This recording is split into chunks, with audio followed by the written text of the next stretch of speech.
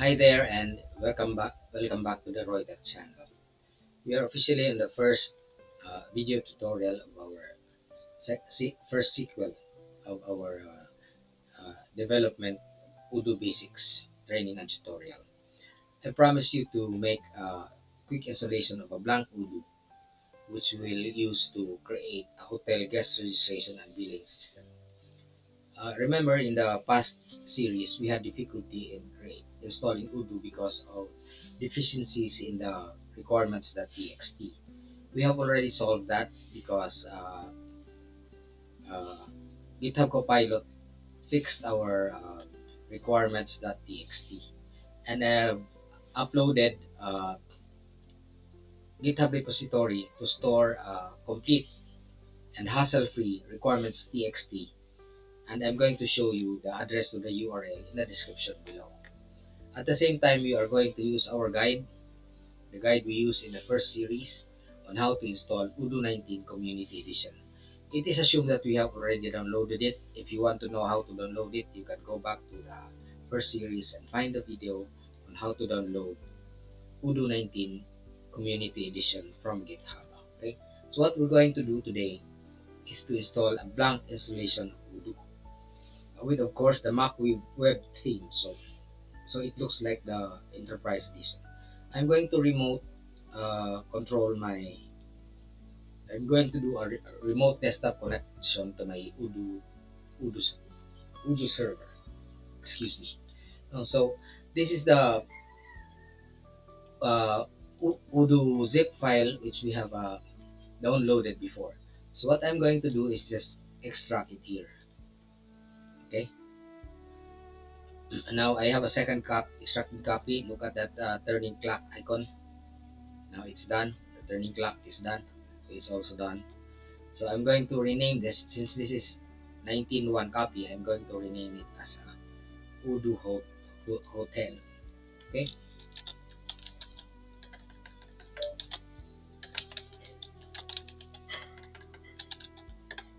Okay. And then, of course, as usual, I'm going to open this into my VS Code. Before I'd like to do that, I also like to open our previous project so that I can, during the brief tour, I can show you the different files and folders that store the applications that we have installed. Okay, let me open that here. We can run two Odoo applications in one server. Okay, so the first Odoo, which we have installed before, we will run on ports 8069. Okay, select folder.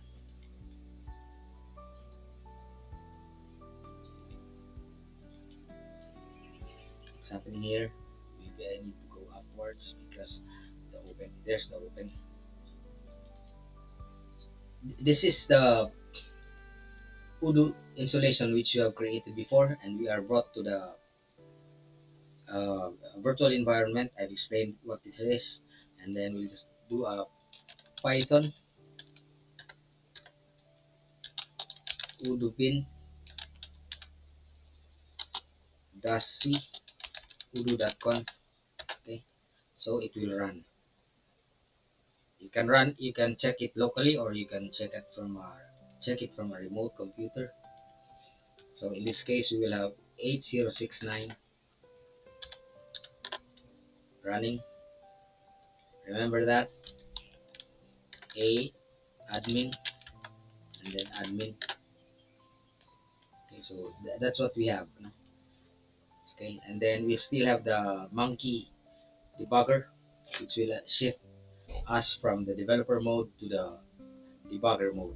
Okay, so we have contacts, and then if you look at our OdooConf, uh, we have specified the Odoo credentials and the Odoo database which we are going to use. So it's here. No? We are using Odoo 19 data. You can double check it from your pgadmin 4. Okay, pgadmin 4, and then you will have that database there. Okay, called Odoo 19 data. There it is. No? And then you can look at the tables by scrolling down. Okay, on the no, and then we are on the same database, and then we click on schemas. Okay, we can click on under public. We have a list of tables. Okay, Odoo has a lot of tables. Okay, so anyway, the contacts are listed in. We can create a query tool. Let's close this query tool first. Okay,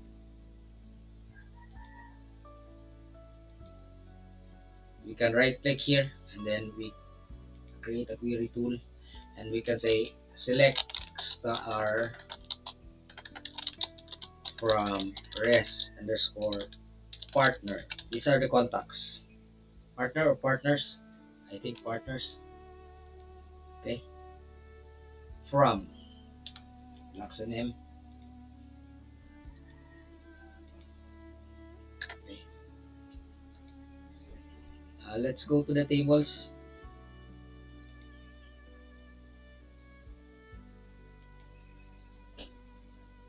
No, I'm in the wrong database.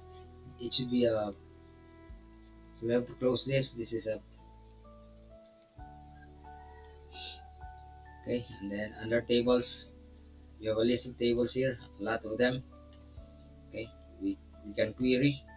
So we can say select star from res partner. That's our contacts. And if you want to know your products, you can say from public underscore products. I think PostgreSQL is case sensitive in terms of the naming of its tables and its fields.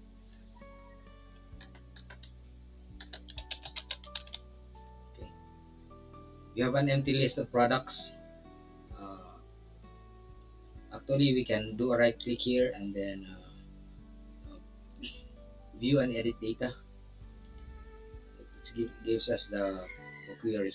Okay, we have an empty set of products, and then of course our users actually are also connected to the partners. Okay, so they're all under the res set of date tables. Okay, we'll go to that later when we develop our own application. Okay, for now we'll use this code to. I'm going to use this to give you a walkthrough on the Odoo code itself. Okay, the whole Odoo project. Now, let us create a new Odoo project. This time we are going to use a different port. Admin force close, don't send. Anyway, I closed it. Let me just close it. We'll open a new project by you clicking on the VS Code icon and then click on new window. So this is a different project. You just make sure you distinguish it because okay, obviously we'll use a different Odoo conf. No, so there's a different title. No, the root folder is Odoo 19. So that's the previous project that we were using. So now let me open a new Odoo project. It's called Odoo Hotel. Okay, and then open it. So there it is. It's called Odoo Hotel. Okay, they follow. You notice we have a requirements txt and we don't have an Odoo conf. We know that this is a little deficient. No, the requirements txt. I'm going to go to my GitHub account, the address of which is written below. Okay, and copy the appropriate uh, requirements.txt. Okay, do I have it here? Yes, yes, there it is. No, so requirements.txt. It's GitHub JRL installing Odoo scripts, blah requirements, blah blah blah requirements.txt. I'm going to put the GitHub URL on the description below. So what you'll just do is copy this. Okay, copy this, and we will replace our requirements.txt. Okay, our requirements.txt. This is the Odoo Hotel. We delete everything because we know they contain deficiencies, and then we save it. Okay. Now the udoconf, I have a sample udoconf, on the same GitHub repository. Okay.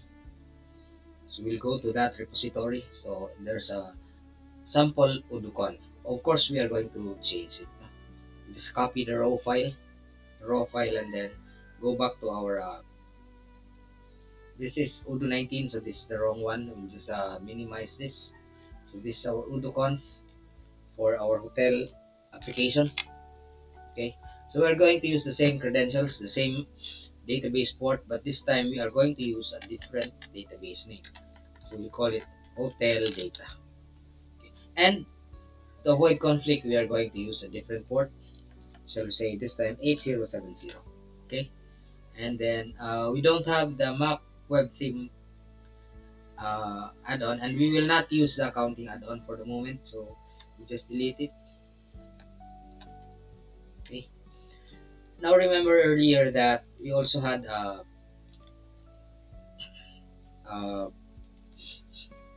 an existing udoconf. Okay, and then okay, we have a Mac web theme. Okay, so I've renamed it. So there's it is Mac web theme. I'm just going to copy it and move it to my Udo hotel.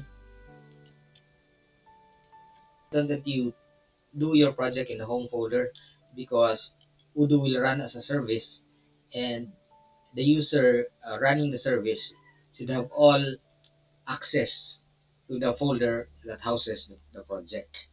Now, if you don't use the home folder, you have to chmod plus 777 to the whole folder. Chmod will change the user access rights to the whole folder of your database.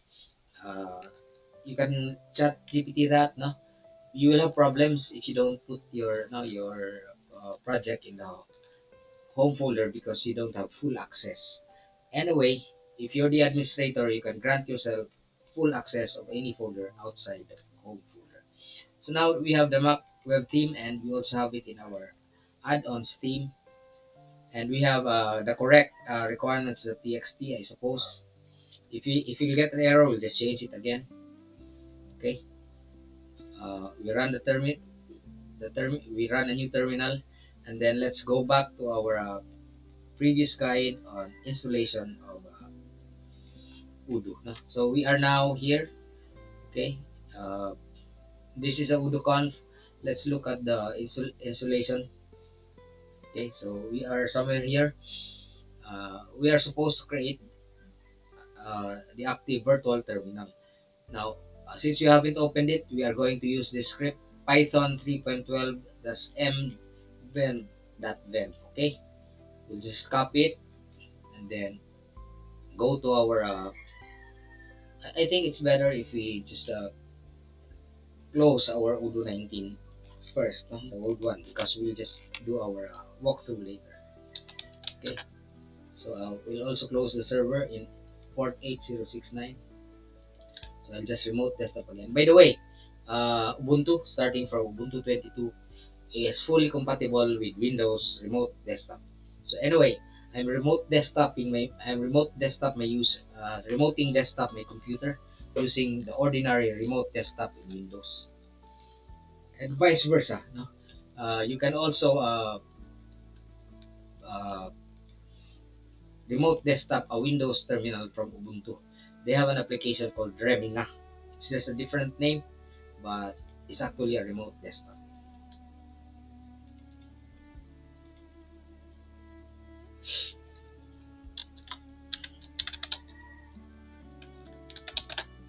So there it is. No?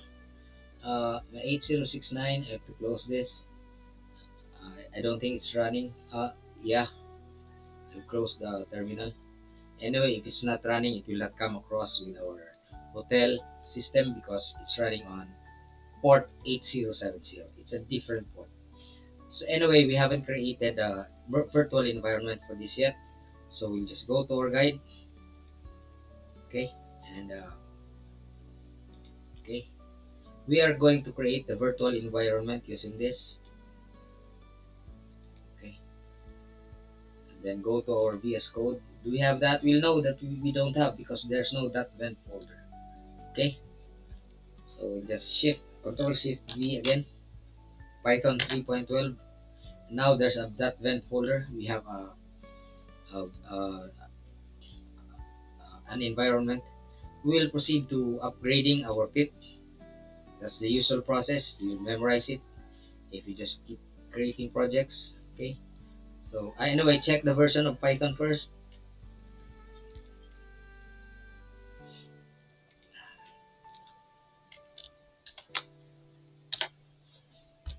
Okay, what's the Python version? No, we are not yet on our no.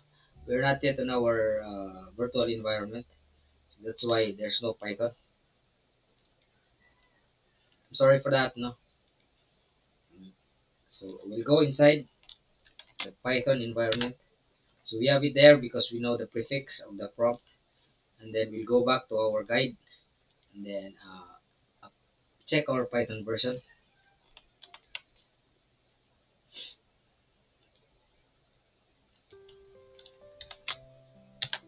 Okay, it's 3.12, and then we will proceed to upgrading our pip. I think it's pip 25, so it will be upgraded now to pip 26. Let me close this. Okay, let it's good to have a clear. Okay, and then we Control Shift V. Okay, so that will upgrade pip. So it upgrades it. We just close this anyway. It wants us to create a new global environment. We already have one, so therefore we just close it. We have now pip 26, the latest version. Now, having created the latest pip, we are now going to run the most controversial script, which is pip install -r requirements.txt. Because earlier, remember, we had a problem because of incompatibilities in the requirement txt. But hopefully, GitHub Copilot fixed it for us, and I've uploaded the hassle-free tech requirements txt, so you can just copy it and then we just install and wait for a while. Okay, I've tried this before. I've encountered no error. Okay.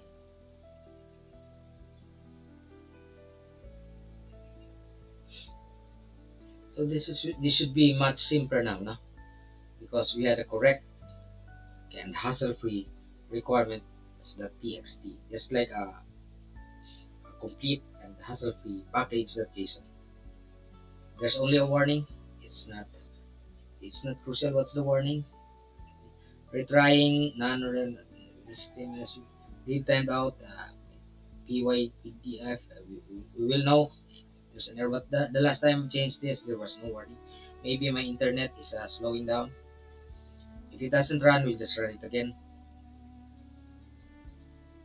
The most important thing is there's no error, and there's no error. Okay. Now we are ready to run our Udo. So we'll say Python Udo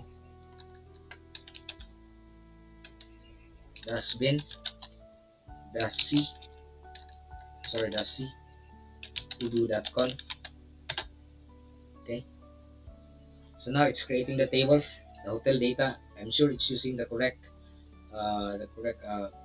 udoconf because it uses the hotel data. Okay, I think we are ready. We can open the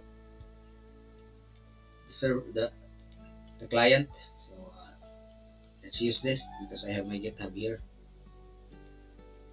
and we'll say this time localhost 8070. Okay. We haven't opened the port. Okay. So to open the port, we say sudo ufw allow. Okay. Let's stop this for the moment. We'll say sudo ufw, that's a Ubuntu firewall, allow 8070, so that you can open your Udo from another remote host. Okay.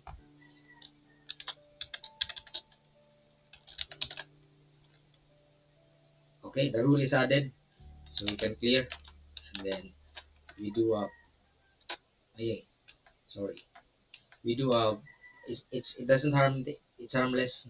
Anyway, opening the firewall again doesn't do any harm. So now, let me try to open it remotely. So this is my Windows. So I'll say Roy Ubuntu Mobile colon 8070. Yes, there it is. We have opened it remotely.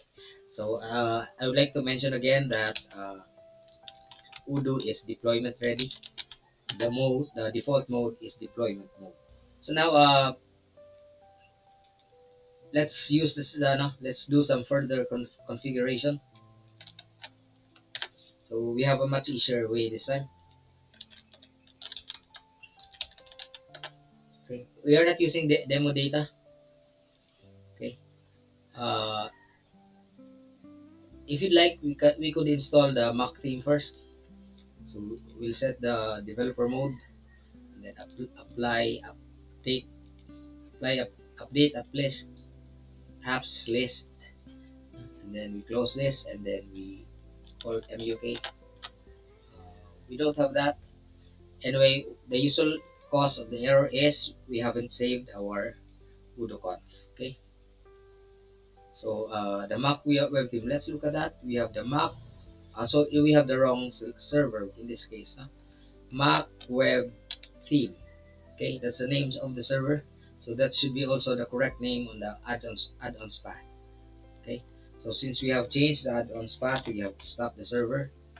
We have to run it again, and of course we open it on our browser. Okay,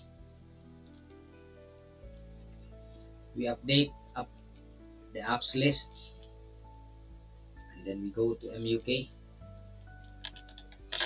There it is. No? So very simple mistake, nothing to worry about. We activate the Mac web theme, so we can get a good looking uh, Udo installation right away.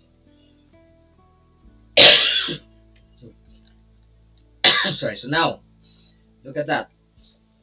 So we have installed a blank Udo, and we are ready to build this. But before, I'd like to close the session. Let's check our pgadmin and find out if we have the correct database there. So if you look at the databases, we now have hotel data. Do you follow? So we now have created the database. Okay. Now, in many other platforms, you don't have to go through a migration process. Automatically, migrations are done during upgrades or installations of apps. Okay? So that makes it easy to manage the changes. However, it will be difficult to de-upgrade. So it's important that we will back up. In one of our sessions, we will try to do how to back up our Udo installation, our Udo app properly, because the Postgres SQL backup is not enough. There are other resources that are done by Udo outside Postgres SQL. So bye for now. In the next video, I'm going to give you a walkthrough of the Udo code. We are going to use Python, and if you have difficulty, please find good material. There's a lot of teaching materials on how to use Python in YouTube, and the good news is Python is the easiest language to learn. Okay, I've learned by Python in 3 hours because there's a video there learning Python in 3 hours, and I did my Django, and then right away I also did my Udo. Bye for now. See you in the next video.